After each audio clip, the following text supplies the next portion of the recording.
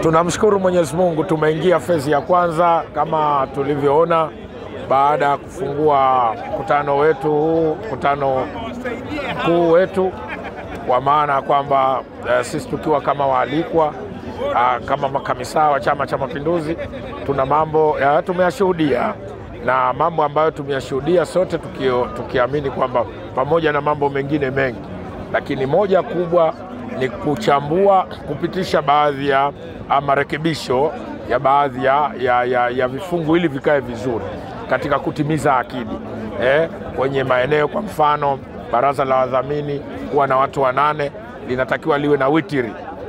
Hili ni jambo kubwa na huo ni utaratibu wa kikatiba, lakini hatimaye tumekwenda kwenye jambo kubwa ambalo hasa ndo tunaenda kumalizia fezi ya pili, suala zima la kuichambua ilani 20 mpaka 24 na kuendelea 25, tulipofikia kwamba je, tumeitekeleza kwa kiasi gani.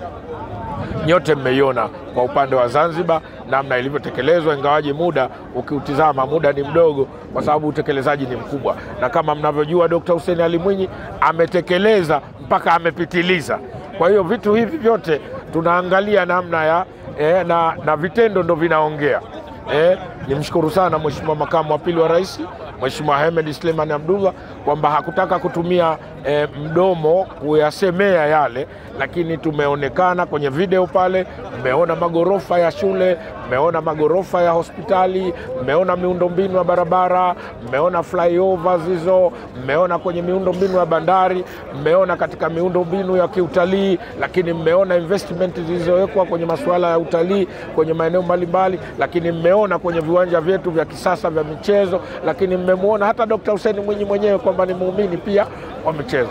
Mambo ni mengi, lakini mmeona mikopo na wajasiriamali na wananchi namna walivyopewa fedha katika kusukuma maisha yao na kuendeleza miradi yao. Lakini ukikuta kwenye sekta ya uvuvi, mmeangalia wenyewe, mmeona namna tulivyokwenda. Lakini hatukuacha hapo, kwenye viwanja vya ndege, bandari zote Mheshimiwa Rais Dr. Hussein Ali Mwinyi wameendelea, ameziimarisha, kwa maana kwamba sasa hivi tunakwenda kwenye bandari kubwa ya Mangapwani, barabara za njia 8.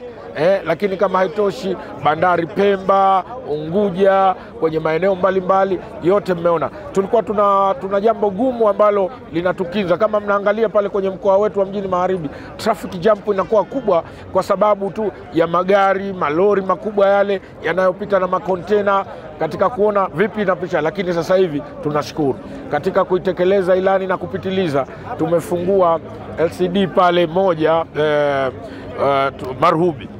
Lakini bandari ya Fumba mmeiona namna inavyofanya kazi. Hakuna sehemu ambayo Dr. Hussein Mwinyi ameiacha katika kuhakikisha kwamba anaitekeleza ilani, na ndio maana ukienda ndani unakuta, ukiangalia kitabu cha ilani ambacho alipewa Dr. Hussein Mwinyi na Dr. Samia kutekeleza, tayari wameshasapaza, wamevuka kile kiwango cha malengo na yale matarajio. Yani kama ni matarajio, maana yake wamevuka matarajio zaidi. Sasa hivi tunakwenda kusikiliza ya upande wa pili ya upande ya Jamhuri ya Muungano wa Tanzania, bila kusahau kwamba Daktari Samia Suluhu Hassan amekuwa muhimili mkubwa kwetu hata kwa upande wa Zanzibar katika kuisapoti serikali ya Zanzibar kuhakikisha miradi hii yote niliyoitaja na yeye mnakuwa na sehemu ya mkono wake. Hili ni jambo kubwa, ni jambo la kuheshimika. Wananchi watapata kujifunza na kuona zaidi. Tulikuja hapa ikawasilishwa ilani ile mara ya kwanza, lakini ilipokuja safari hii kila kinachowasilishwa pale mnakiona kabisa. Unaambiwa 200%, 100% na 100%. Ni hivyo, ni mwendo huo kwenda mbele. Na sasa tukiwapa nafasi hawa kurudi awamu hii, ni spidi ya 5G+ maradufu. Mimi nataka niseme kwa kweli, mkutano huu sisi kama wasimamizi na watekelezaji wa kusimamia ilani kwa nafasi zetu, tumeona kwamba kweli yale tuliyoyasimamia ndiyo yaliyowasilishwa pale, tumetendewa haki. Kwa kweli viongozi wetu hawa wamefanya kazi kubwa. Hakuna sababu tunayo, nia lazima iwepo, lakini dhamira ya Watanzania kuwarejesha hawa mitano tena haina mbadala, kwa sababu lengo letu kubwa ni kuona viongozi wanaofanya wafanya. Katika hatua tuliofikia tunapaswa kuwapa wakakamilishe ile azma na dhamira ya wananchi na expectation ya wananchi kwa miaka 5 ijayo.